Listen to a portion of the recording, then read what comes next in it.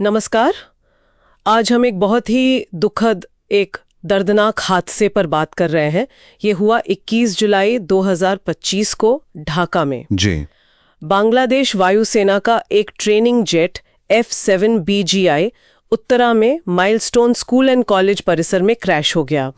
जो शुरुआती खबरें हमें मिली हैं उनके मुताबिक पायलट समेत 20 लोगों की जान चली गई है और 170 से ज्यादा लोग घायल हुए हैं। ये तो सिर्फ शुरुआती जानकारी है। जी हाँ, और ये घटना हुई स्थानीय समय के हिसाब से दोपहर करीब 1:06 पर। अच्छा। और ये विमान F-7 BGI ये चीन में बना चेंगदू F-7 है। ये कुर्मितोला एयरबेस से उड़ा ही था कि कुछ ही सेकंड में कोई तकनीकी खराबी आ गई। असल में ये जो F-7 है ना, ये पुराने सोवियत MiG-21 का ही आप कह सकते हैं एक चीनी अपग्रेडेड वर्जन है। कई विकासशील देश इसे इस्तेमाल करते हैं ट्रेनिंग के लिए भी। हाँ, और खबरों में ये भी आया है कि पायलट फ्लाइट लेफ्टिनेंट तौकीर इस्लाम सागर, उन्होंने आखिरी पलों में कोशिश की थी इसे रिहायशी इलाकों से दूर ले जाने की। जी, कोशिश तो उन्होंने पूरी की, लेकिन वो कामयाब नहीं हो पाए और विमान सीधा स्कूल की 2 मंजिला इमारत में जा गिरा। वो भी तब जब क्लासें चल रही थीं। सोचिए जरा। बिल्कुल, ये बहुत ही भयानक मंजर रहा होगा। और चश्मदीदों ने जो बताया है वो सुनकर तो रोंगटे खड़े हो जाते हैं। एक छात्र ने कहा, एक जोरदार धमाका हुआ, लगा जैसे भूकंप आ गया हो, फिर हर तरफ आग ही आग थी।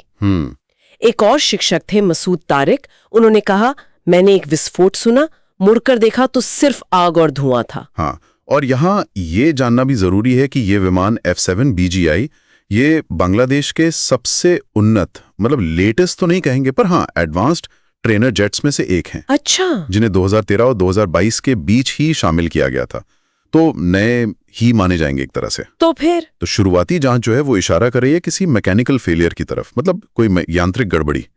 ये भी पता चला है कि पायलट ने क्रैश से चंद सेकंड पहले इजेक्ट कर लिया था, वो विमान से बाहर निकल गए थे, लेकिन फिर भी उनकी जान नहीं बची। नहीं, दुखद है कि वो बच नहीं पाए। शायद ऊंचाई कम थी या कोई और वजह रही होगी, ये जांच में पता चलेगा। ये हताहतों की संख्या ये वाकई चिंताजनक है।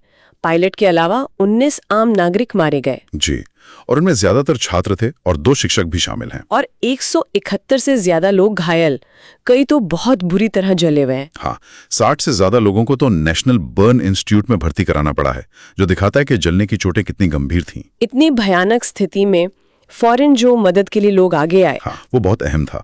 स्थानीय लोग, सेना, फायर ब्रिगेड, पैरामेडिक्स सब तुरंत बचाव कार्य में जुट गए। संकट के समय में ये देखना अहम होता है कि कैसे सब मिलकर काम करते हैं। बिल्कुल। सेना के हेलीकॉप्टरों ने भी मदद की, गंभीर रूप से घायलों को एयरलिफ्ट करके अस्पतालों तक पहुंचाया। ऐसे तालमेल वाले प्रयासों से ही जानें बचती हैं। हाँ, और सरकार ने भी तुरंत कदम उठाया। 22 जुलाई को राष्ट्रीय शोक दिवस घोषित किया गया, झंडे आधे झुकाए गए। जी, अंतरिम नेता मोहम्मद यूनुस ने इसे गहरे राष्ट्रीय दुख का क्षण कहा और पूरी जांच का और जो प्रभावित हुए हैं उन्हें हर संभव मदद का वादा भी किया है। अंतर्राष्ट्रीय स्तर पर भी प्रतिक्रिया आई है। हाँ, भारत और पाकिस्तान दोनों देशों के प्रधानमंत्रियों ने संवेदना व्यक्त की है और मदद की पेशकश भी की है। ऐसे मानवीय संकट में ये अच्छी बात है कि पड़ोसी देश साथ खड़े होते हैं। तो ये सारी जानकारियों को अगर हम एक साथ देखें तो इसका मतलब क्या निकलता है?